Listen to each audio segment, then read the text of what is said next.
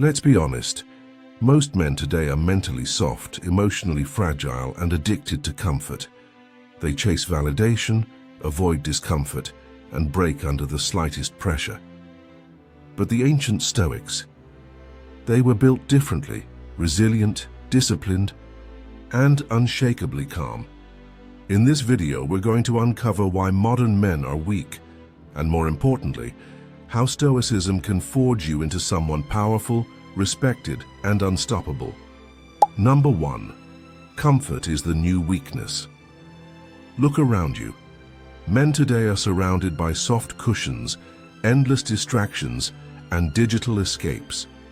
Everything you could ever want, food, pleasure, validation, arrives in seconds with a few taps. But there's a silent cost.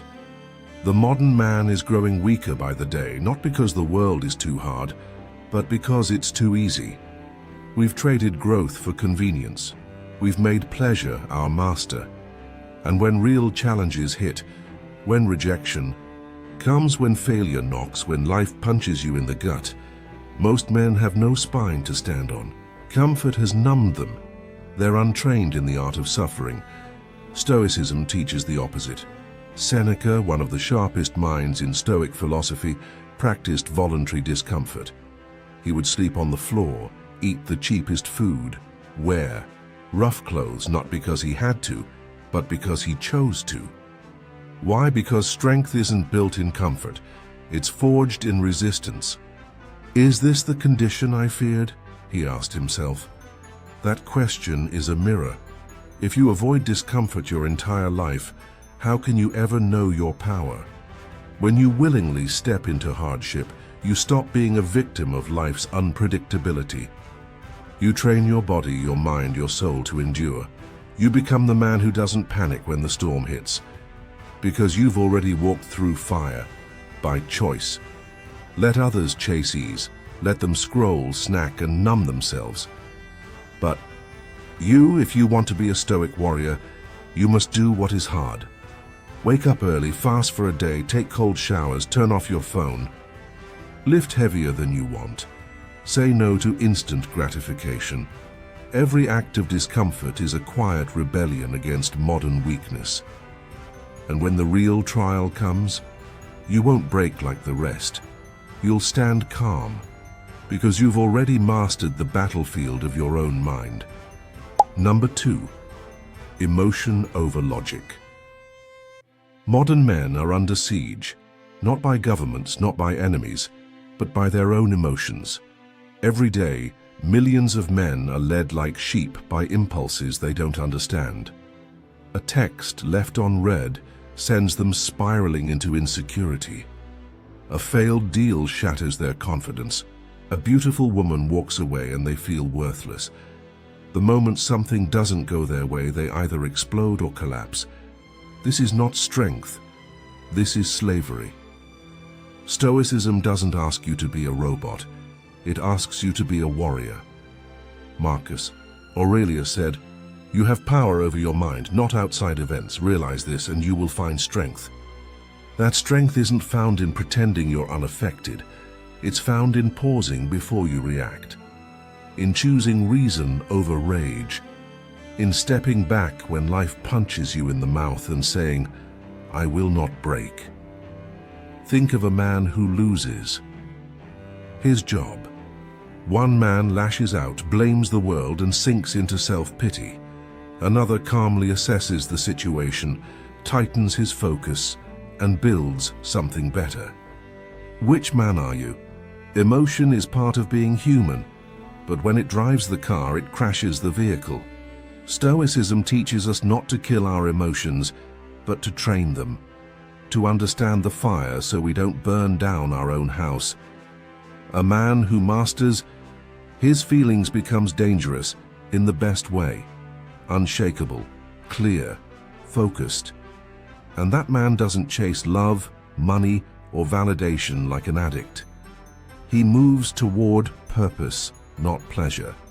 He reflects before he reacts, because he knows any man can be emotional, but only the few can be disciplined.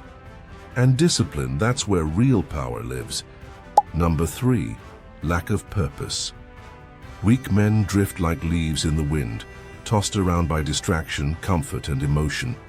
They scroll endlessly, swipe through fake connections, binge on cheap entertainment, and then wonder why their life feels empty.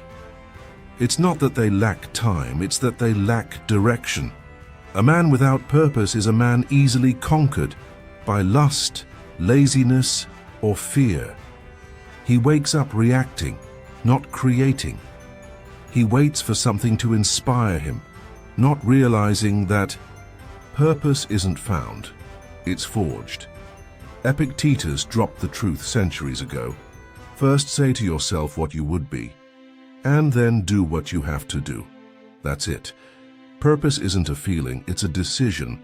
Decide who you want to become, a disciplined warrior, a loyal father, a master of your craft, then act like it, every single day.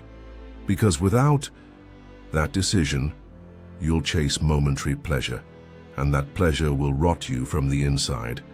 The dopamine hits, the easy escapes, the path of least resistance. It all feels good until it empties you out, until you wake up one day with nothing but regrets and wasted years. A Stoic man doesn't chase comfort, he builds character. He gets up with fire in his chest. He works, trains, loves, and leads with intention. Even when the mission feels far away, he moves toward it, because he knows a man with purpose is dangerous, to his enemies, to his excuses, to everything. That tries to keep him small, but a man without it, he's just killing time while time is killing him. So ask yourself, what's your mission? And are you willing to suffer for it? Because purpose isn't handed to you, it's earned through relentless action. Number 4, dependency on approval. Look around today and you'll see it everywhere. Men chasing approval like addicts, obsessing over likes on Instagram, grinding for views on YouTube, curating their personalities just to impress women or fit in with a crowd they don't even respect. It's a slow death of the self. They become shapeshifters, always bending to someone else's expectations, never standing on their own 2 feet. But the truth is simple. If your worth depends on other people's applause, you've already sold your soul. You become a puppet, and the strings are held by the crowd's fleeting opinions. Stoicism calls this what it is: slavery of the mind. Marcus Aurelius nailed it when he said, "It never ceases to amaze me. We all love ourselves more than other people, but care more about their opinion than our own." Think about that. We come into this world with a heartbeat and a purpose, but somewhere along the line we start trading our truth for approval. How a man might abandon his ambition to keep his girlfriend happy, hide his beliefs to stay likable, or spend hours editing himself into someone else's image. That's not strength. That's surrender. The Stoic man doesn't live for applause. He lives for alignment, with virtue, with integrity, with who he is when no one's watching. Real masculinity doesn't beg to be seen. It commands respect in silence. The strong man walks into a room and doesn't care if he's liked. Not because he's arrogant, but because he's anchored in values, anchored in purpose. He's not cruel, he's clear. He doesn't bend to the wind of opinion because he's planted deep like an oak. Every time you seek someone's approval, you give them power over you. But when you build your life on principles, you reclaim that power and you become untouchable. Approval fades, likes disappear. But self-respect, that's the kind of validation that never dies. Number 5, no mental discipline. Most modern men walk through life like untrained dogs, dragged around by their urges, seduced by every distraction, enslaved by fleeting pleasures. Their minds are soft, untrained, and scattered. They scroll endlessly, binge mindlessly, and flee from anything that demands focus. But here's the truth. If you don't train your mind, the world will train it for you. And it won't train you to be free. It will train you to obey. A Stoic man is different. He treats his mind like a blade, sharpened daily through intentional suffering and deliberate practice. He journals to clarify his thoughts. He fasts to remind himself who's in control, his mind, not his stomach. He resists the dopamine traps of lust and distraction, not because he hates pleasure, but because he loves freedom. Like Marcus Aurelius, he sits with his impulses and says, "You are just a thought. You do not own me." That's real power. Power not over others, but over yourself. And that's the only power that can't be taken from you. Seneca said it best. Difficulties strengthen the mind as labor does the body. The man who skips the mental workout becomes mentally flabby. He caves when life gets hard. He quits when things stop being fun.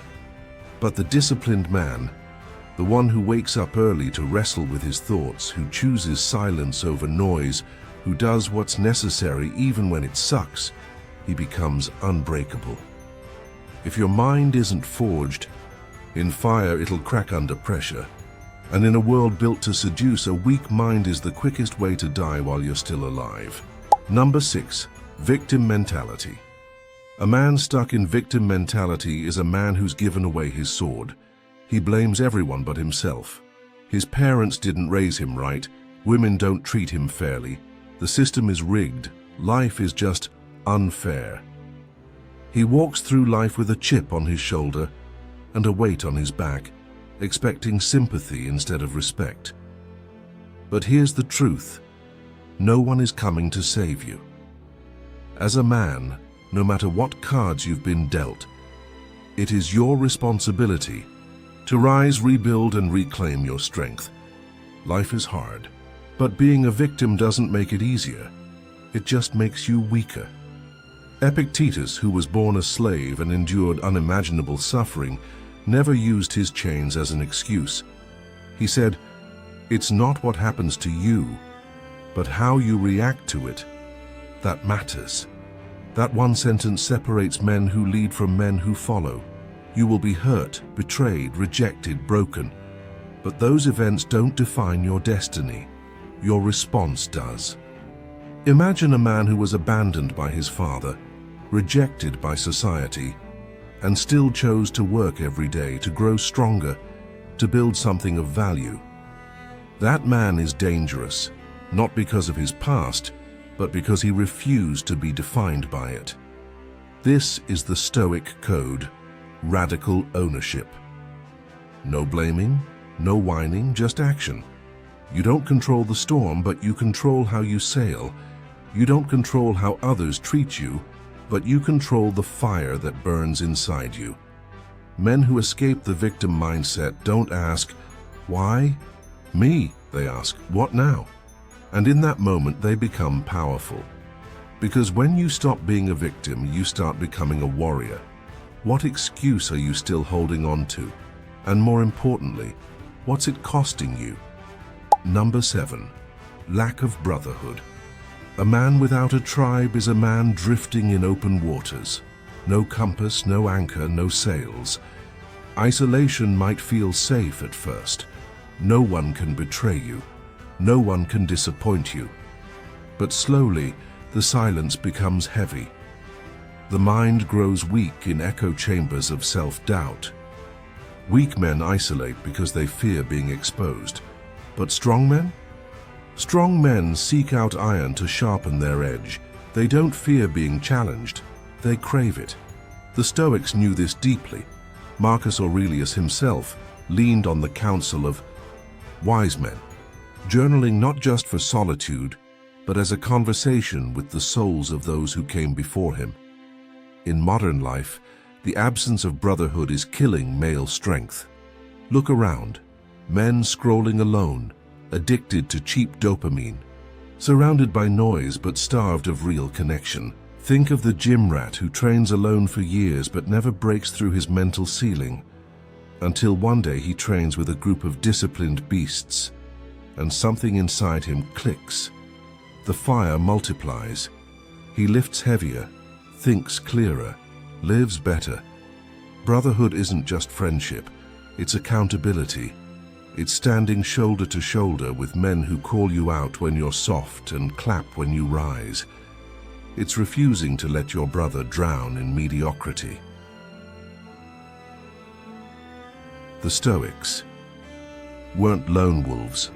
They were warriors of shared virtue. Seneca wrote, "Associate with people who are likely to improve you." Why? Because no man rises alone.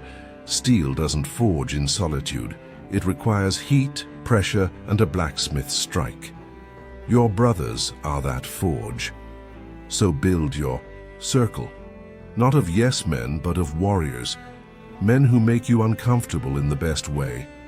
Men who remind you that greatness isn't a solo mission, it's a battlefield, and no king ever won it without an army. How to apply Stoicism daily.